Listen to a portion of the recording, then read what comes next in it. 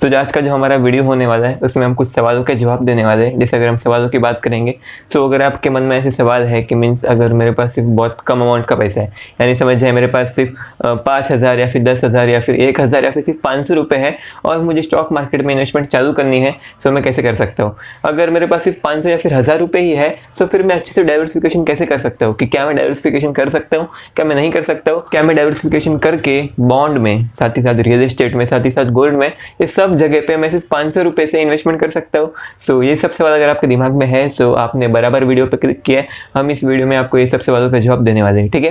So hello and welcome guys, मेरे संगानी आपका हमारे चैनल से इन्वेस्टमेंट्स पे स्वागत करता हूँ, ठीक है।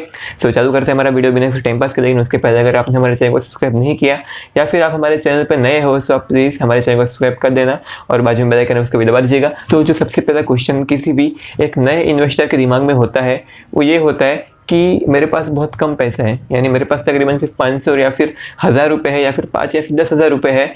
सो क्या मैं इतने छोटे अमाउंट से स्टॉक मार्केट में इन्वेस्टमेंट चालू कर सकता हूँ। सो जी हाँ, आप कितने भी छोटे अमाउंट से इन्वेस्टमेंट चालू कर सकते हो। अगर आपको सिर्फ स्टॉक मार्केट में लगाना है तो आप बेसिकली किसी भी शेयर के मीन्स आपके पास आपको जो भी शेयर खरीदना है उसकी जितनी वैल्यू होती है आप उतने पैसे से चालू कर सकते हो। यानी अगर समझ जाइए मुझे रिलायंस कम्युनिकेशन में इन्वेस्ट करना है और रिलायंस कम्युनिकेशन खरीदना है, सो यानी बेसिकली मैं स्टॉक मार्केट में 2 से 3 रुपये से भी चालू कर सकता हूँ, ठीक है।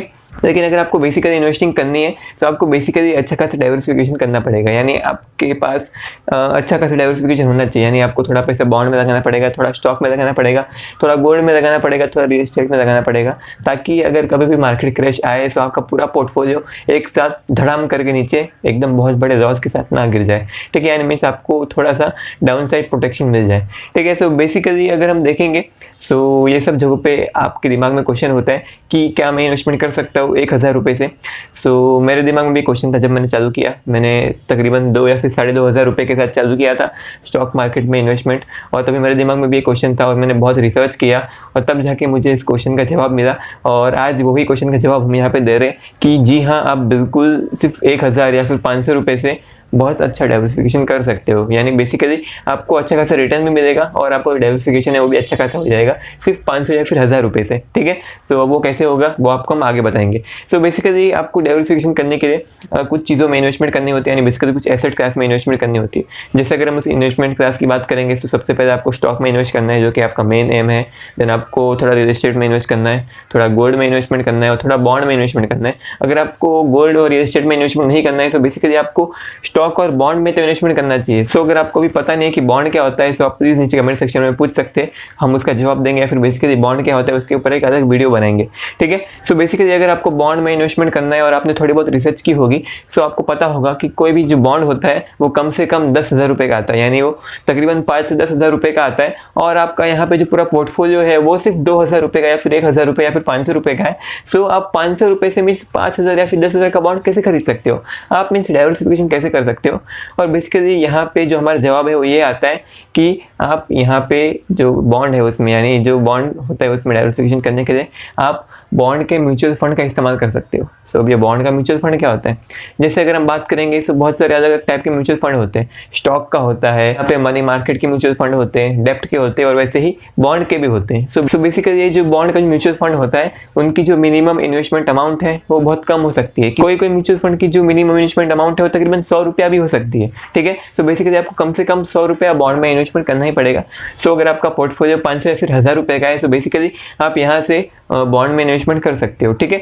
और बेसिकली इससे आपको 2 फायदे होने वाले हैं। जो पहली चीज़ है, जो पहला फायदा है वो ये होने वाला है कि मीन्स आप सिर्फ 100 रुपये में बॉन्ड में इन्वेस्टमेंट कर रहे हो। यानी ऐसे बॉन्ड जो 1,000 रुपये के आते हैं, 5,000 रुपये के आते हैं, वैसे ही आप सिर्फ 100 रुपये में खरीद रहे हो। यानी म्यूचुअल फंड क्या करता है, म्यूचुअल फंड बहुत सारे इन्वेस्टर से पैसा देता है, बहुत सारे इन्वेस्टर से 100 रुपया देगा। यानी अगर समझ जाइए उसको सिर्फ एक बॉन्ड खरीदना 10,000 का, तो वो बेसिकली हर इन्वेस्टर से 100 रुपया देगा। यानी वो तकरीबन 100 इन्वेस्टर से 100 रुपया देगा, जिसके बाद उसके पास 10,000 आ जाएंगे और वो 10,000 से वो बॉन्ड खरीद सकता है।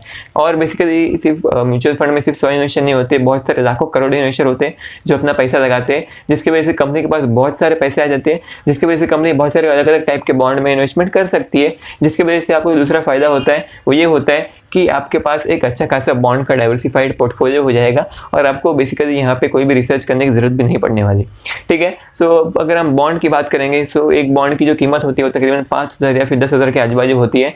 और अगर आपको बॉन्ड में भी अच्छा खासा डाइवर्सिफिकेशन करना है, यानी अगर आपने सिर्फ एक ही कंपनी का बॉन्ड खरीदा या फिर एक ही बॉन्ड खरीदा 10,000 रुपये का, सो चांसेस है कि अगर वो कंपनी ने डिफॉल्ट किया या फिर अगर उस कंपनी ने उस बॉन्ड का जो इंटरेस्ट है वो पे नहीं किया, जिसकी वजह से आपको अच्छा खासा लॉस हो सकता है, यानी जिसकी वजह से आपका 10,000 रुपया डूब सकता है एक ही बार में। लेकिन अगर आपको बॉन्ड में डाइवर्सिफिकेशन करना है तो आपको तकरीबन कम से कम मेरे हिसाब से 10 से 15 बॉन्ड तो खरीदने ही पड़ेंगे। ठीक है, और अगर एक बॉन्ड 10,000 का आता है तो 10 से 15 बॉन्ड तकरीबन 1 से 1.5 लाख का आएगा, जिसकी वजह से अगर आपको बॉन्ड में अच्छे से डाइवर्सिफिकेशन करना है तो आपको तकरीबन 1 से 1.5 लाख की जरूरत पड़ सकती है। लेकिन यहाँ पे म्यूचुअल फंड में ऐसा नहीं होता। म्यूचुअल फंड में आपने 100 रुपया लगा दिया, तो वो 100 रुपया बहुत सारे अलग अलग बॉन्ड में चले जाते हैं। और बेसिकली क्योंकि म्यूचुअल फंड के पास बहुत सारा पैसा है, वो अलग अलग टाइप के बॉन्ड खरीद सकता है और वो अच्छे से रिसर्च करके अच्छे से आपके जो लॉसेस है उसको मिनिमम कर सकते हैं।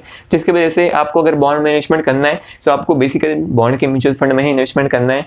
जब तक आपके पास मीन्स बहुत अच्छी एक्सपर्टीज नहीं होती बॉन्ड में इन्वेस्टमेंट करने की और आपके पास अच्छा खासा कैपिटल नहीं होता 1 से 1.5 लाख के आजू बाजू बॉन्ड में इन्वेस्टमेंट करने के लिए, तब तक आपको सिर्फ बॉन्ड में ही इन्वेस्टमेंट करना है। और अगर आपके पास उससे ज़्यादा कैपिटल भी है, आपके पास मीन्स इन्वेस्टमेंट करने के लिए 10 लाख 20 लाख रुपये भी पड़े हैं और आपको बॉन्ड में इन्वेस्टमेंट करना है, तो आपको बेसिकली किसी भी कंपनी के यानी किसी भी एसेट मैनेजमेंट कंपनी के बॉन्ड के म्यूचुअल फंड में पैसा लगा देना चाहिए। अगर आपको पता नहीं है कि बॉन्ड के म्यूचुअल फंड में पैसा कैसे लगाया जाए तो बेसिकली आप हमें कमेंट सेक्शन में बता सकते हैं, हम उसके ऊपर वीडियो बना देंगे। ठीक है, सो यहाँ पे हमने बॉन्ड की बात तो कर ली, आपने मीन्स यहाँ पे एक तीर से 2 निशाने लगा दिए, आपका बॉन्ड का डाइवर्सिफिकेशन भी हो गया और साथ ही साथ आपने बहुत कम पैसे में आपने बॉन्ड में इन्वेस्टमेंट भी कर दिया। ठीक है, तो यहाँ पे एक तीर से 2 निशाने हो गए। देन अभी जो दूसरा पार्ट आता है वो है यहाँ पे गोल्ड का। सो अभी आपको गोल्ड में इन्वेस्टमेंट करना है, लेकिन जो गोल्ड का जो प्राइस है वो बहुत ज़्यादा है, यानी गोल्ड का प्राइस अभी तकरीबन 48,000 से 50,000 के आजू बाजू मूव कर रहा है, जिसकी वजह से आपको अगर 1 ग्राम गोल्ड भी खरीदना है फिर भी आपको तकरीबन 4,800 से 5,000 रुपये के आजू बाजू पे करना पड़ता है। लेकिन अगर हम यहाँ पे देखेंगे, सो अगर आपके पास जो कैपिटल है वो बहुत कम है, आप सिर्फ 1,000 या फिर 500 रुपये से बॉन्ड में इन्वेस्ट आपने कर दिया 100 रुपये में, और आपके पास अभी समझिए आपको और 100 रुपया गोल्ड में लगाना है। सो अभी 100 रुपये का गोल्ड कैसे आप खरीदोगे? सो आप बेसिकली मार्केट में 100 रुपये गोल्ड नहीं खरीद सकते हो, आप यहाँ पे बेसिकली डिजिटल गोल्ड का इस्तेमाल कर सकते हो। अगर हम डिजिटल गोल्ड का इस्तेमाल करेंगे तो वहाँ पे आपको 3% जीएसटी बेचने और खरीदने पे देना पड़ेगा। सो बेसिकली आपको यहाँ पे जीएसटी देना पड़ेगा। लेकिन अगर हम यहाँ पे बात करेंगे किसी भी गोल्ड के फंड की, यानी जैसे इसके पहले हमने यहाँ पे बॉन्ड के म्यूचुअल फंड की बात की, यहाँ पे हम गोल्ड के म्यूचुअल फंड की बात करेंगे, जहाँ पे आप मिनिमम आपका जो इन्वेस्टमेंट अमाउंट होगा वो मे बी 100 रुपया हो सकता है, 100 से 500 रुपये के आजू होगा। लेकिन कोई गोल्ड के म्यूचुअल फंड में आप तकरीबन 100 रुपया भी इन्वेस्टमेंट कर सकते हो, जिसकी वजह से आपने 100 रुपया वहाँ पे डाल दिया, जिसकी वजह से आपका जो पैसा है वो अपने आप गोल्ड में इन्वेस्टमेंट हो जाएगा। ठीक है, सो बेसिकली यहाँ पे आप गोल्ड में इन्वेस्टमेंट ऐसे कर सकते हो।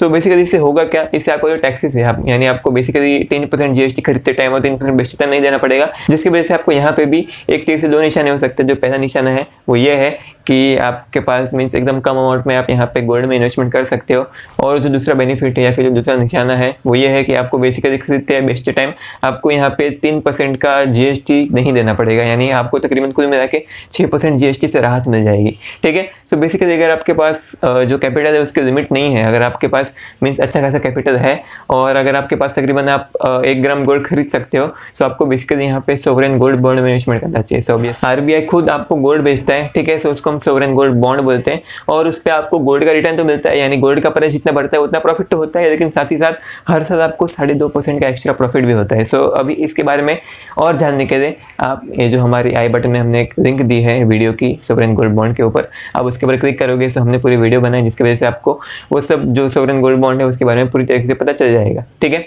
सो आप ऐसे करके यहाँ पे मिनिमम 100 रुपये में आप गोल्ड में इन्वेस्टमेंट कर सकते हो, यानी अगर आपका पोर्टफोलियो 500 रुपये का है और अगर आपको 500 रुपये से सब में इन्वेस्टमेंट करना है, तो आप यहाँ पे 100 रुपया बॉन्ड में लगा सकते हो, 100 रुपया गोल्ड में लगा सकते हो, और आपके पास बचे 300 रुपये।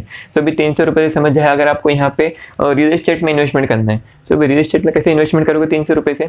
आप यहाँ पे रियल एस्टेट में इन्वेस्टमेंट ऐसे कर सकते हो कि जो रियल एस्टेट होती है आपको मीन्स कुछ ऐसी कंपनियाँ चूज़ करनी पड़ेगी जो मीन्स रियल एस्टेट सेक्टर के साथ ऊपर नीचे जाती है।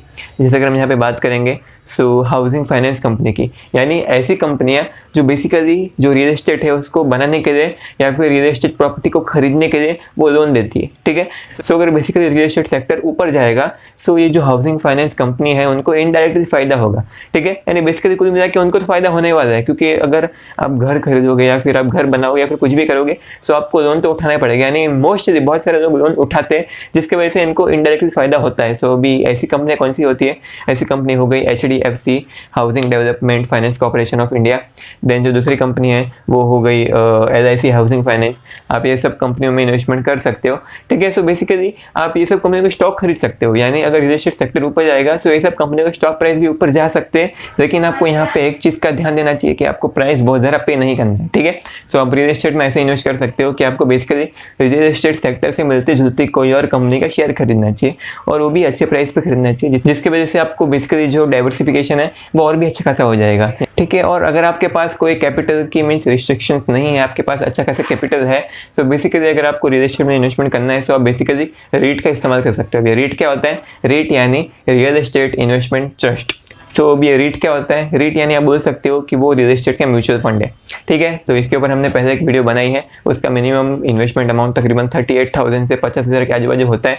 तो बेसिकली आपको उसमें बहुत मीन्स अच्छा खासा इन्वेस्टमेंट करना पड़ेगा, आपको तकरीबन 35 से 50,000 के आजू बाजू इसमें इन्वेस्टमेंट करना पड़ेगा। तो उसके ऊपर भी हमने वीडियो बनाई है, उसके ऊपर पूरे इन्फॉर्मेशन की वीडियो बनाई है, उसका लिंक ऊपर आई बटन में आप चाहे तो देख सकते हो, ठीक है।